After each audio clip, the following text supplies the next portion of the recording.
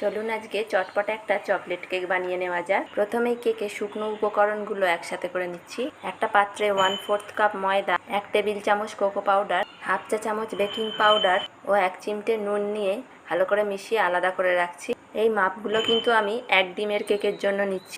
এর থেকে বেশি ডিমের কেক হলে পরিমাণ আরও বাড়বে।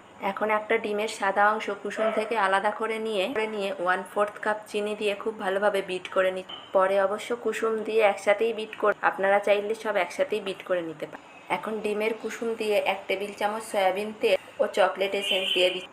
আগে যে ময়দা, কোকো পাউডার এগুলো মিশিয়ে রেখেছিলাম ওগুলো এখন দিয়ে দিচ্ছি। সাথে খানিকটা দুধও দিয়ে দিলাম। একটা 5.5 ইঞ্চির মোল্ডে খুব ভালোভাবে তেল মাখিয়ে ব্যাটারটা দিয়ে কেকটা বেক হতে বসিয়ে দিচ্ছি। আমি কেকটা গ্যাসে বেক করব, তাই একটা ডেচকিতে র্যাক বসিয়ে 10 মিনিট আগে থেকে গরম করে নিয়েছি, যার ফলে আগে থেকে প্রিহিট করতে গিয়ে এটার অবস্থা এরকম কালো হয়ে গেছে। এখন মোল্ডটা দিয়ে 20 মিনিট লো হিটে রেখে দিচ্ছি। 20 মিনিট পর একটা টুথপিক দিয়ে চেক করে নামিয়ে নিচ্ছি। এখন কেকটা ঠান্ডা করে মোল্ড আউট করে এর ওপর দিয়ে চকলেট সস দিয়ে দিচ্ছি। এই হোমমেড চকলেট সসের ভিডিও আমি পরের ভিডিওতে দিয়ে, কারণ এখন রিলসের সময় শেষ হয়ে আসছে। এখন কিছু মৌরি লজেন্স ছড়িয়ে সাজিয়ে নিচ্ছি। সহজ পদ্ধতিতে এই চকলেট কেকের ভিডিও কেমন লাগলো অবশ্যই কমেন্ট করে জানাবেন। যারা কমেন্ট করবেন আমি পরের ভিডিওতে তাদের শাউট আউট দেবো। আর এই ধরনের চটজলদি রান্নার ভিডিও ভালো লাগলে চ্যানেলটা সাবস্ক্রাইব করবেন। বাই।